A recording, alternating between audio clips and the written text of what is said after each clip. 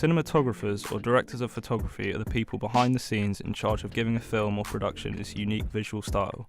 They will work very closely with the directors, camera crew and lighting teams to create the exact image that they want.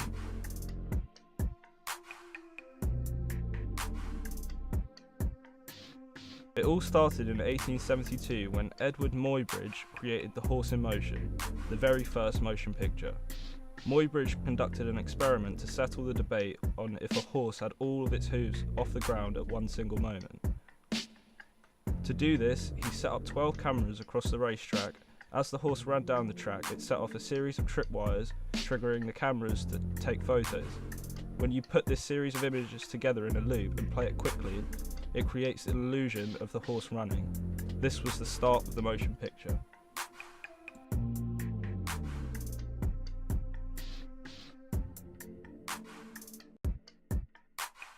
Fast forward a couple of years to 1889, Thomas Edison put a team together with the goal of creating the first motion picture camera. They created the strip kinetograph. This invention used Eastman Kodak's flexible film rolls and a rapidly spinning shutter disc to quickly capture consecutive images that can be put together to create the illusion of motion.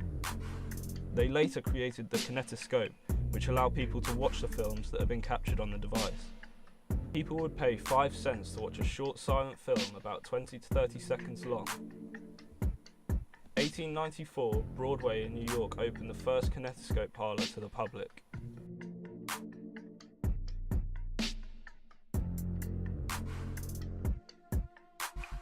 This led the way for two brothers who later became known as the Lumiere brothers to develop the cinematograph. In 1895, the Lumiere brothers filmed a 50-second continuous shot of a train pulling away into a station in France with this new camera. This was a new and improved version of Thomas Edison's kinetoscope with the ability to project the moving images it captured.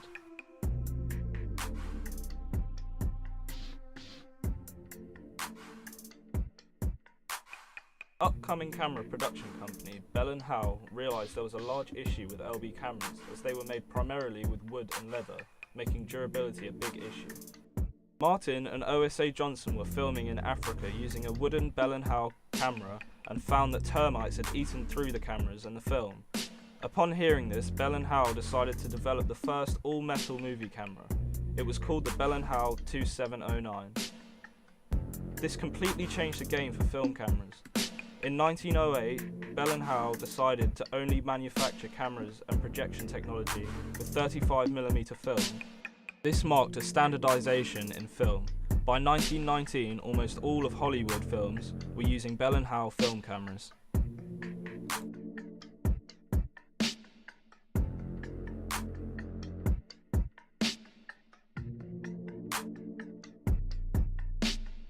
George Albert Smith created the Cinecolor camera using a two-color additive process. The camera would capture one frame in a red filter and the next in a green filter. When projecting these colored frames together with a red and green flywheel, although only using two colors, created an illusion of color that had never been demonstrated so well at this point in time.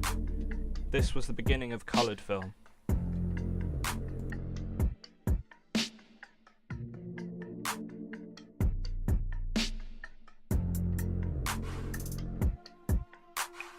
Fast forward again to 1932 and a company called Technicolor perfected the 3-strip Technicolor system. Using a beam splitter, they captured light on 3 pieces of film. Green onto its own strip and blue and red onto a bipack strip. This 3-strip process was technically much better than anything that had come before it, but it was also very expensive. The camera costing roughly $30,000. In order to make a Technicolor film, you needed a Technicolor cameraman, use Technicolor makeup, have the film processed and printed by Technicolor, and accept a Technicolor consultant who would make sure your art direction had an acceptable color palette.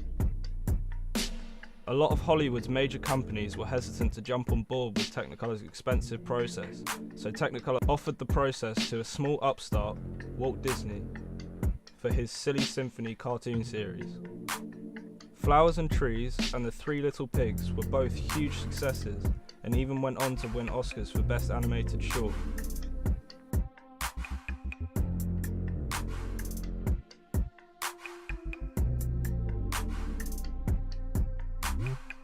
Bolex H16 was released in 1935 and was the very first consumer film camera. This camera used 16mm film, which allowed for a smaller and cheaper camera which suited the consumer market much better. Shortly after, Bolex released the H8 and the L8, which had 8mm film, making it much easier for amateur filmmakers to produce work as it was an even smaller and cheaper camera. Citizen Kane, released in 1941 and directed by Orson Welles, is well known for its great cinematography, but the main technique they used which stood out was the deep focus. A deep focus is a shot that has the foreground, middle ground and background all clearly in focus and visible.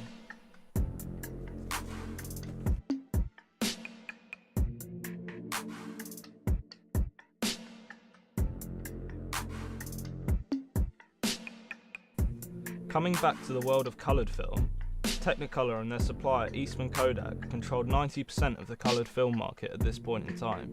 They had rivals like Cinecolor and Truecolor, but the USA Justice Department saw this as a problem and filed an antitrust civil suit in 1947.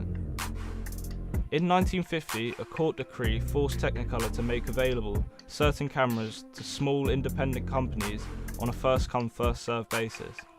But this decree didn't bring an end to Technicolor's power in the industry. What eventually became the downfall of Technicolor was a new film stock, Eastman Color. Eastman Color was based on an old German colouring process which was developed back in 1936. Using automatic colour masking and released in 1950, Eastman Color was relatively cheap, didn't require specialised lights or lab processes, and would work in conventional motion picture cameras.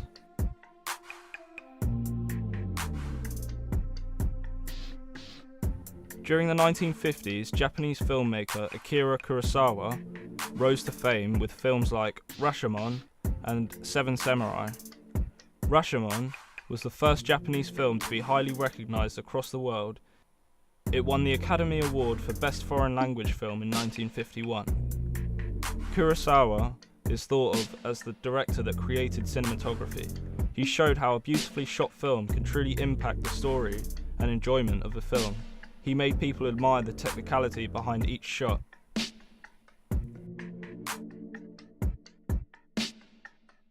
The dolly zoom is a technique that moves the camera closer or further to the subject while simultaneously adjusting the zoom to keep the subject the same size in the shot.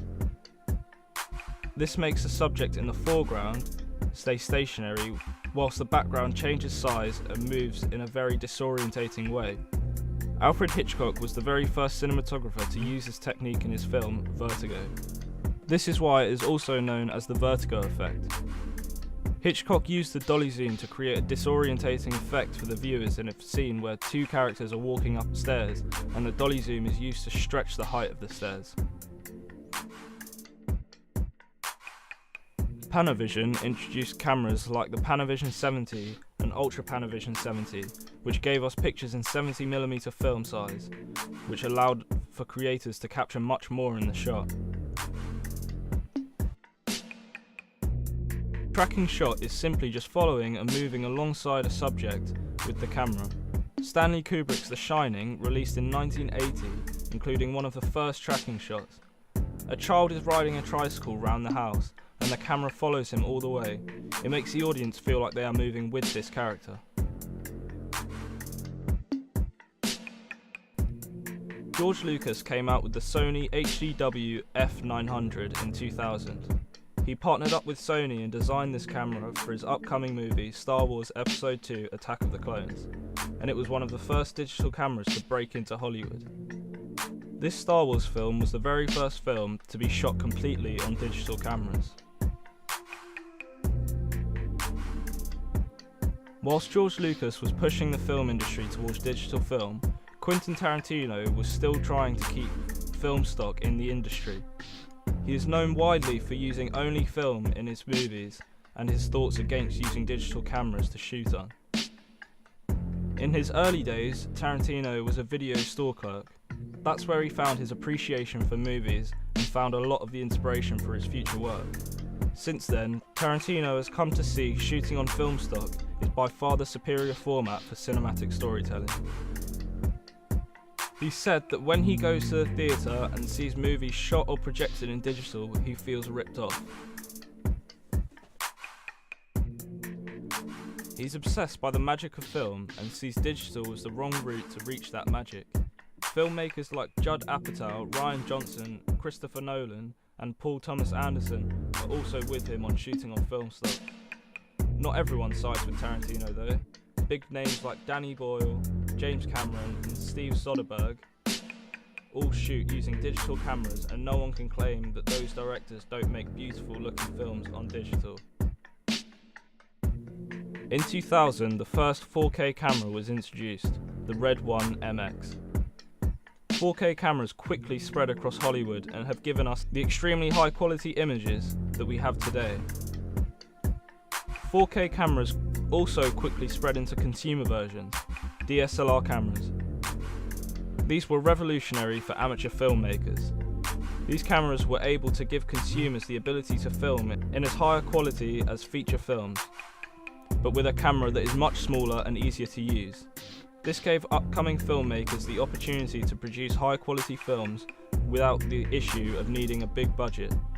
Most of us carry around cameras in our pockets that are used to shoot high budget feature films. One filmmaker has recently produced a full feature film using only an iPhone camera. And this really shows how quickly our technology has evolved over the past 10 or 15 years, and how it is still progressing at the same rapid speed. Having much smaller cameras have allowed filmmakers to experiment with many different ways of shooting, like using a crane or zip wire. This has opened up the way that creators can use cameras and has allowed for much more creativity to be demonstrated in their films.